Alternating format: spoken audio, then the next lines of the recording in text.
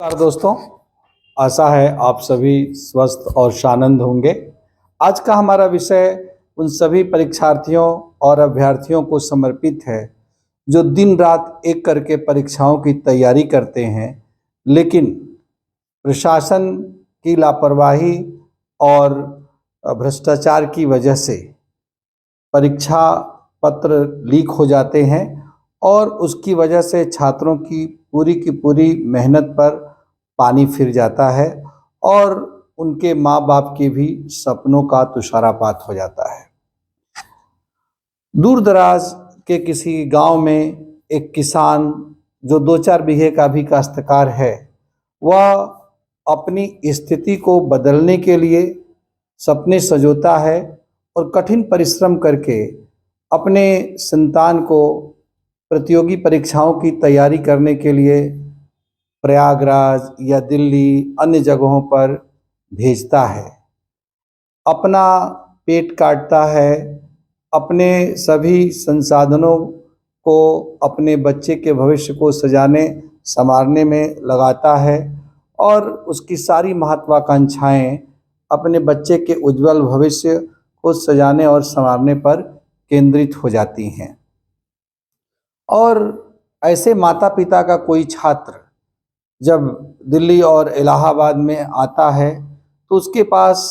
केवल एक ही चीज़ होती है, उसके आँखों में आईएएस, पीसीएस या दरोगा या सिपाही या इंस्पेक्टर बनने का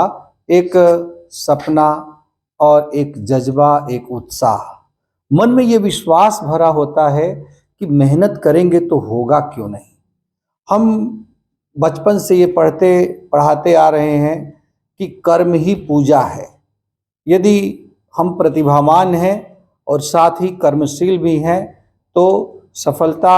हमारे कदम अवश्य ही चूमेगी। लेकिन क्या आज वास्तव में ऐसा हो रहा है? दोस्तों, हम यह भी आपसे आग्रह करेंगे कि आप इस वीडियो को अधिक से अधिक लाइक करें, हमारे इस एक्सीलेंट आईएएस एकेडमी के चैनल को सब्सक्राइब करें ताकि हम अधिक से अधिक प्रोत्साहित हों और आप लोगों की इस प्रकार की जो भी उचित समस्याएं हैं उन समस्याओं पर निष्पक्ष रूप से वीडियो बना करके संबंधित तंत्र का ध्यान आकृष्ट करने में हम आप सबकी सहायता कर सकें। उम्मीद है कि आप सब इस वीडियो को और इस चैनल को अधिक से अधिक लाइक करेंगे और सब्सक्राइब करेंगे। एक इलाहाबाद में तैयारी करने वाला, प्रयागराज में तैयारी करने वाला एक छात्र एक सीलन भरे कमरे में 3-4 अन्य छात्रों के साथ रहता है, छोटे से कमरे में, और बहुत सीमित संसाधन घर से किसान माँ बाप के द्वारा उसको बहुत ही सीमित रूप में कुछ मनी ऑर्डर के रूप में या आजकल तो मोबाइल के माध्यम से पैसा ट्रांसफ़र किया जाता है, उसके माध्यम से उसको कुछ पैसे प्राप्त होते हैं। शाम के समय वो घर से बाहर, अपने कमरे से बाहर निकलता है, 1 पाव प्याज लेकर के आता है तो 1 पाव टमाटर लेकर के आता है, आधा किलो आलू खरीद करके लाता है, आधा किलो तेल खरीद करके लाता है, 2 किलो का पैकेट लेकर के आटे का आता है, और ऐसे करके बहुत से सीमित संसाधन में ऐसे छात्र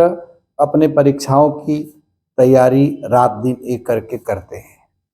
और इतना सब कष्ट वो क्यों उठाते हैं कि उन्हें लगता है कि जिंदगी भर के कष्ट को उठाने से अच्छा है कि साल 2 साल की कड़ी मेहनत करके,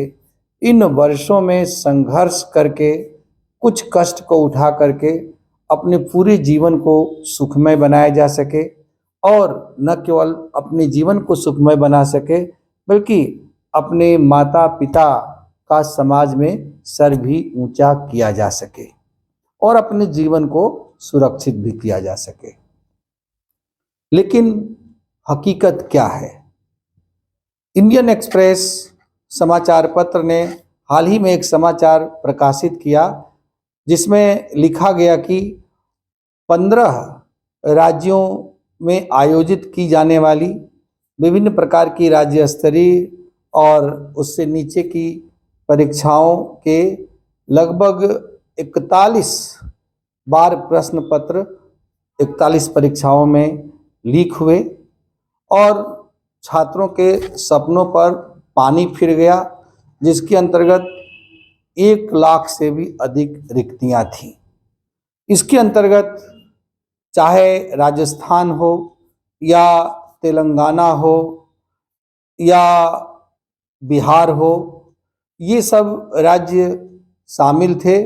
और इन सभी राज्यों के साथ साथ उत्तर प्रदेश राज्य भी इसमें शामिल है। आज का हमारा वीडियो विशेष रूप से उत्तर प्रदेश में परीक्षा के प्रश्न पत्रों के लीक को लेकर के है। विशेष रूप से पुलिस परीक्षा के प्रश्न पत्र के लीक को लेकर के और आरओ और एआरओ परीक्षा के प्रश्न पत्र को लीक के संबंध में यदि हम देखते हैं तो पहले भी यहाँ तक कि राज्य लोक सेवा आयोग की जो परीक्षा प्रणाली रही वह भी कई बार विवादों से युक्त रही और यहाँ तक कि इलाहाबाद उच्च न्यायालय और दिल्ली में सर्वोच्च न्यायालय तक इससे संबंधित मुकदमे गए, लेकिन कभी भी उसका संतोषजनक समाधान नहीं हो सका और परीक्षा प्रणाली को लेकर के, कभी स्केलिंग को लेकर के किसी न किसी प्रकार का विवाद बना रहा। इसी तरह से वर्ष 2017 में उत्तर प्रदेश में पुलिस दरोगा का प्रश्न पत्र लीक हुआ। 2018 में टीचर्स के लिए एलिजिबिलिटी टेस्ट की टीईटी परीक्षा लीक हुई। वर्ष 2018 में ही पीईटी पेट परीक्षा का प्रश्न पत्र उत्तर प्रदेश में लीक हुआ और इसके साथ साथ ट्रिपल एससी के द्वारा लोअर सबऑर्डिनेट परीक्षा का जो आयोजन किया जाता है उसका भी प्रश्न पत्र लीक हुआ और अभी वर्ष 2024 में लोक सेवा आयोग उत्तर प्रदेश के लोक सेवा आयोग के द्वारा आयोजित की जाने वाली आरओ और एआरओ की परीक्षा के भी प्रश्न पत्र के लीक होने के आरोप लगाए गए। हालांकि उन आरोपों में कितनी सच्चाई है इसके बारे में कुछ कहा नहीं जा सकता। लोक सेवा आयोग के अनुरोध पर सरकार के द्वारा इस मामले की जांच की जा रही है और लोक सेवा आयोग के द्वारा भी इस संबंध में एक अपनी इंटरनल कमेटी को गठित किया गया है ताकि सारे मामले की इंक्वायरी की जा सके। ये सब विवाद चल ही रहे थे कि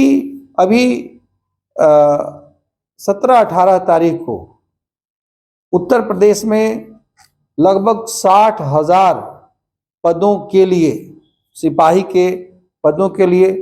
पुलिस भर्ती परीक्षा का आयोजन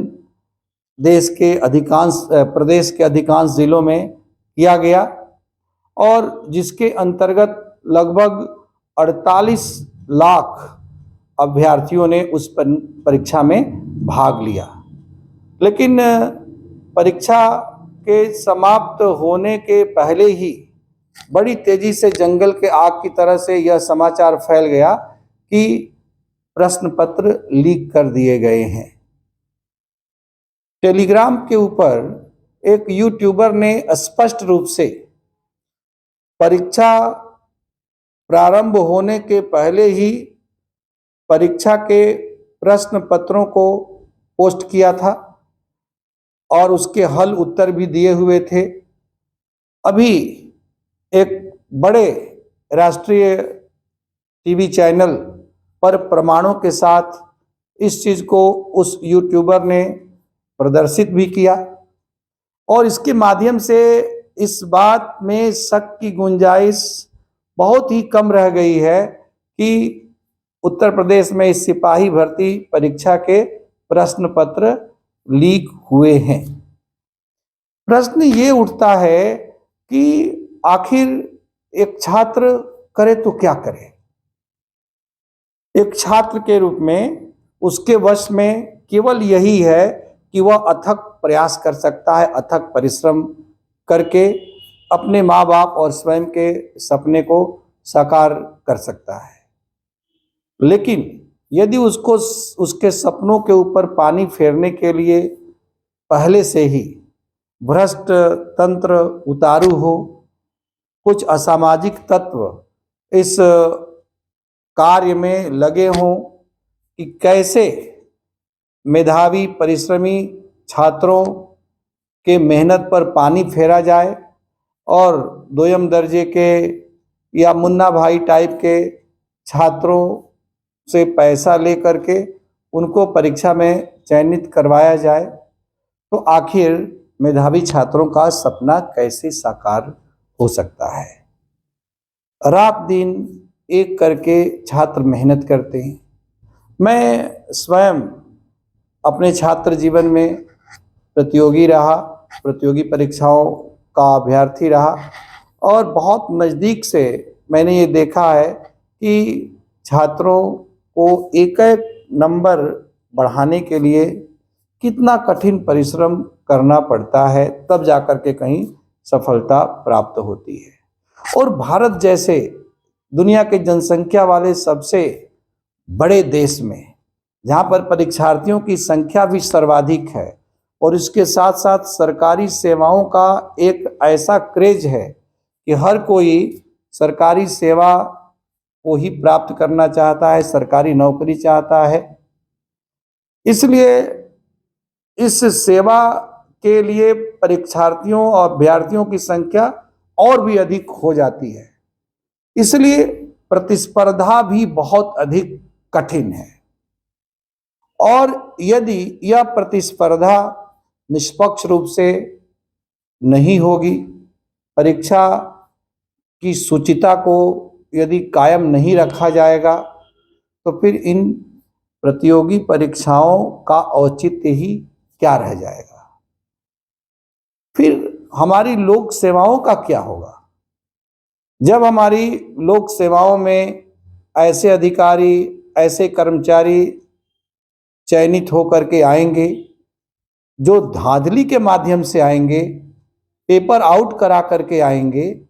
तो वह कैसे एक ईमानदार तंत्र का हिस्सा बन पाएंगे। और इसी तरह से जो योग्य अभ्यर्थी होंगे, यदि भ्रष्ट तंत्र के वजह से, पेपर लीक होने की वजह से यदि वो असफल हो जाएंगे, चयनित ही नहीं हो पाएंगे, तो आखिर उनका और उनके माता पिता का क्या होगा। सरकारों को इस विषय पर गंभीरतापूर्वक विचार करने की आवश्यकता है। दुर्भाग्य की बात तो ये है कि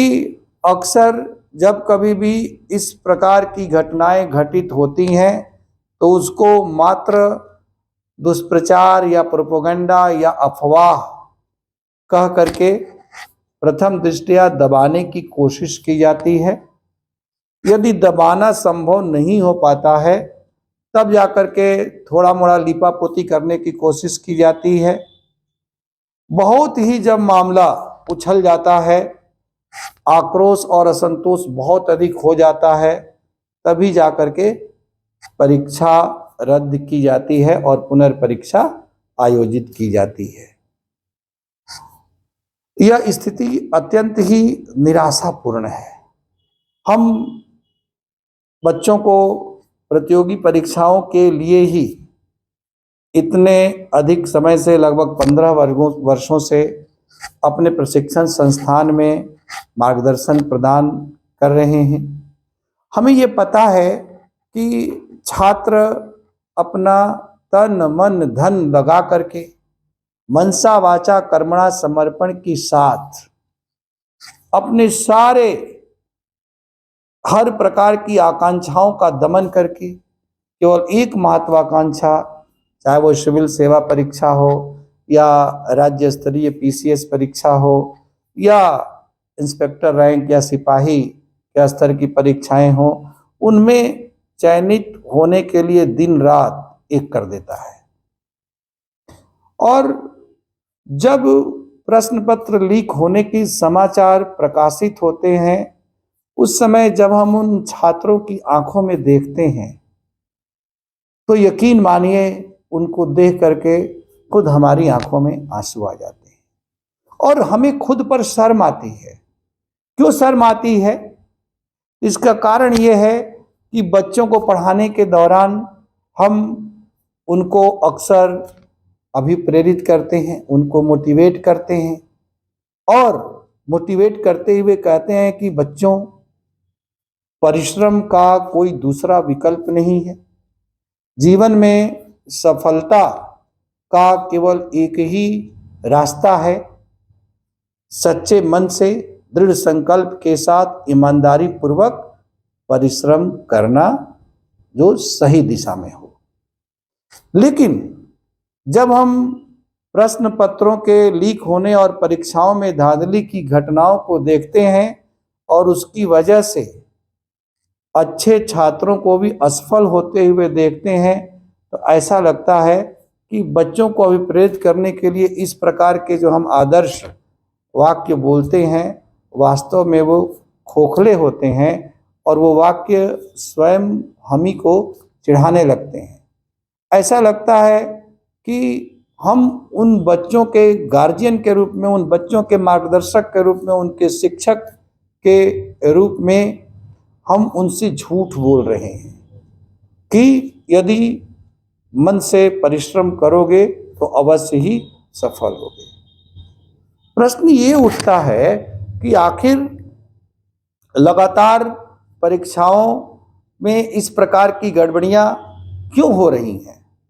हम ये भी देखते हैं कि राज्य सरकार के स्तर पर विभिन्न राज्यों में आयोजित की जाने वाली ये परीक्षाएं, चाहे राजस्थान में हो, चाहे उत्तर प्रदेश में हो, चाहे बिहार में हो, या तेलंगाना में हो, या मध्य प्रदेश में हो, यहाँ पर तो ये प्रश्न पत्र लीक हो जाते हैं, गड़बड़ियाँ होती हैं। लेकिन इसी देश में संघ लोक सेवा आयोग के द्वारा जब सिविल सेवा परीक्षा का आयोजन किया जाता है तो सब कुछ नियमित रूप से होता है। 50 वर्ष के इतिहास में एकाध बार की अपवादिक गड़बड़ियों को छोड़ दें तो संघ लोक सेवा आयोग पूरी शुचिता और पारदर्शिता के साथ नियमित रूप से परीक्षाओं का आयोजन करवाता है और एक साधारण से साधारण छात्र भी उन परीक्षाओं के माध्यम से चयनित होने में सफल होता है, केवल अपनी दृढ़ इच्छा और अपने समर्पण और परिश्रम तथा प्रतिभा के दम पर, ना कि किसी धांधली के दम पर या किसी घूस रिश्वत या किसी छद्म साधन के दम पर। तो जब संघ लोक सेवा आयोग के स्तर पर निष्पक्षता पूर्वक भर्ती संभव है, निष्पक्षता पूर्वक परीक्षाओं का आयोजन और चयन संभव है, तो राज्य स्तर पर राज्य लोक सेवा आयोग और अन्य पुलिस भर्ती बोर्ड जैसी संस्थाओं के द्वारा ऐसा संभव क्यों नहीं हो पाता है? स्पष्ट है कि निश्चित रूप से यदि परीक्षा का आयोजन करने वाली संस्था पूरी ईमानदारी और पारदर्शिता के साथ परीक्षाओं का आयोजन करे और उसके लिए सुनियोजित रूप से कार्य किया जाए, परीक्षा तंत्र से जुड़े हुए लोगों के द्वारा किसी भी प्रकार की गड़बड़ी करने पर उनको कठोरतापूर्वक दंडित करने की पहले से ही व्यवस्था हो और परीक्षा को संपन्न करवाने में जिन लोगों को शामिल किया जाता है उन लोगों को पहले से ही ठीक से इस कार्य को संपन्न कराने के लिए प्रशिक्षित किया जाए। तो इसमें कोई दो राय नहीं है कि परीक्षाओं में होने वाली इन गड़बड़ियों को या प्रश्न पत्रों के लीक को रोका जा सकता है और जो छात्रों के भविष्य के साथ ये बार बार का खिलवाड़ होता है उसको रोका जा सकता है।